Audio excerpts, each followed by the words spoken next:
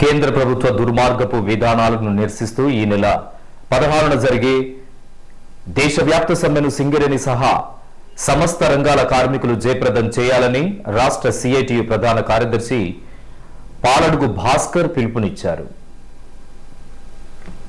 బుధవారం మధ్యాహ్నం గోదావరిఖండ్లోని సిఐటియు కార్యాలయంలో ఏర్పాటు చేసిన మీడియా సమావేశంలో భాస్కర్ మాట్లాడుతూ మోడీ సర్కార్ అవలంబిస్తున్న నిరంకుశ విధానాలకు వ్యతిరేకంగా దేశంలోని కార్మిక కర్షక సంఘాలు ఈ నెల 16న గ్రామీణ భారత్ బంద్ దేశవ్యాప్త సమ్మెను చేపట్టాలని నిర్ణయించినట్లు తెలిపారు.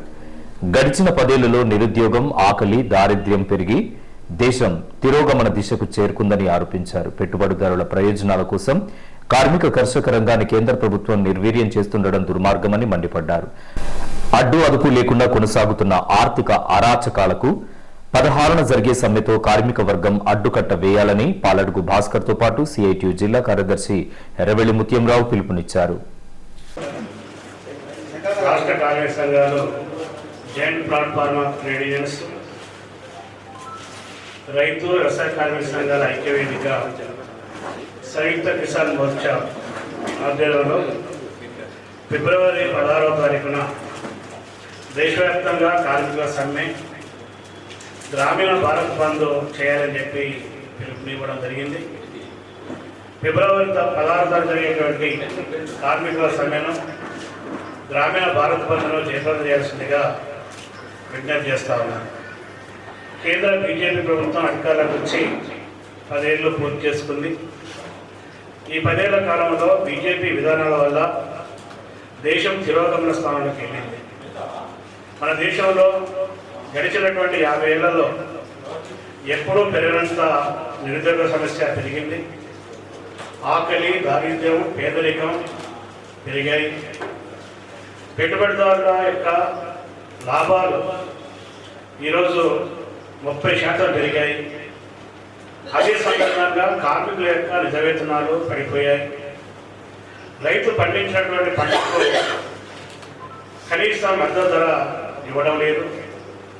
గ్రామీణ ప్రాంతంలో పనిచేసేటువంటి ఉపాధి హామీ పథకాన్ని నిర్వీర్యం చేసేటువంటి చర్యలకు కేంద్ర ప్రభుత్వం పూనుకుంది. దానికి బడ్జెట్లో కోతలు పెట్టింది. ఎస్సీ, ఎస్టీ, బీసీలకు సంబంధించినటువంటి వారికి సేవల కోసం కేంద్రం కొన్ని స్కీములను ప్రవేశపెట్టింది.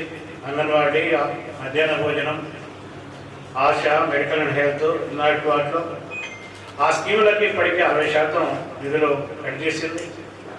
మనం ప్రవేశపెట్టినటువంటి కేంద్ర బడ్జెట్లో ప్రభుత్వ రంగ సంస్థలే కాదు, విద్య, వైద్యాన్ని కూడా ప్రైవేటీకరించే పద్ధతుల్లో ఆ నిర్ణయాలు చేసింది. కార్మికులు పోరాడి సాధించుకున్నటువంటి 29 కార్మిక చట్టాన్ని రద్దు చేసి 4 లేబర్ కోడ్లుగా మార్చింది. ఈ 4 లేబర్ కోడ్లు కూడా పెట్టుబడిదారులకు ప్రయోజనం పొందేటువంటి పద్ధతుల్లో ఉన్నాయి. మన దేశంలో ఉన్నటువంటి ప్రభుత్వ రంగ సంస్థల్లో 100% వాటాలను అమ్మడానికి కోసం, ముఖ్యంగా సింగరేణి కోల్ ఇండియాలో 160 బొగ్గు బావుల్ని, తెలంగాణలో 4 బొగ్గు బ్లాకుల్ని వేలయం వేయడానికి కేంద్ర ప్రభుత్వం నిర్ణయం తీసుకుంది. వీటన్నింటిలో ధరలు ఈరోజు అందరినీ పెట్టి పీడిస్తున్నాయి. కార్మిక వర్గం మీద ఉంది. ఈ దేశాన్ని రక్షించడం కోసం, ప్రజల్ని కాపాడడం కోసం బీజేపీ విధానాన్ని నిరసిస్తూ ఈ 10 ఏళ్ల కాలంలో నరేంద్ర మోడీ చేసినటువంటి వైఫల్యాలని షార్ట్ షీట్గా మేము తయారు చేసి ప్రజల్లోకి వెళ్ళి ప్రచారం చేస్తున్నాం.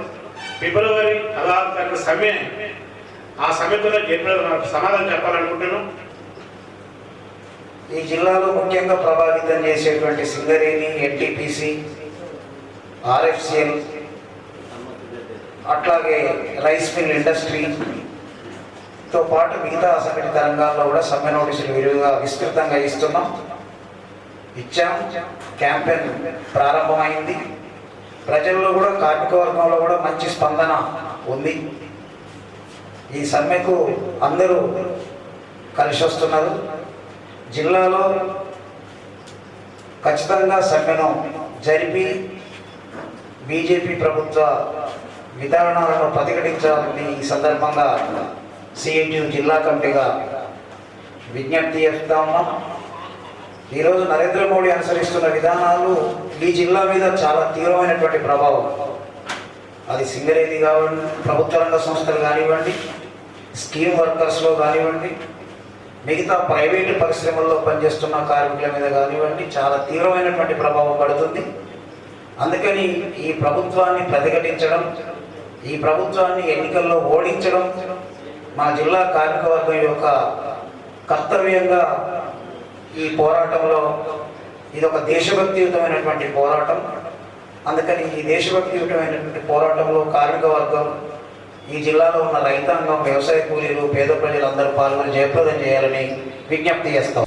ఇంకా ఈ మీడియా సమావేశంలో సిఐటియు సింగరేణి విభాగం అధ్యక్షులు తుమ్మల రాజారెడ్డి, ప్రవీణ్, వెంకన్న, ఉల్లిమొగిలి, రామ్ సాగర్, శ్రీహరి, సంపత్ తదితరులు పాల్గొన్నారు. కాగా మీడియా సమావేశానికి ముందు శ్రామిక భవన్లో RG2 division Singareni collieries employees union శిక్షణ తరగతులను నిర్వహించారు.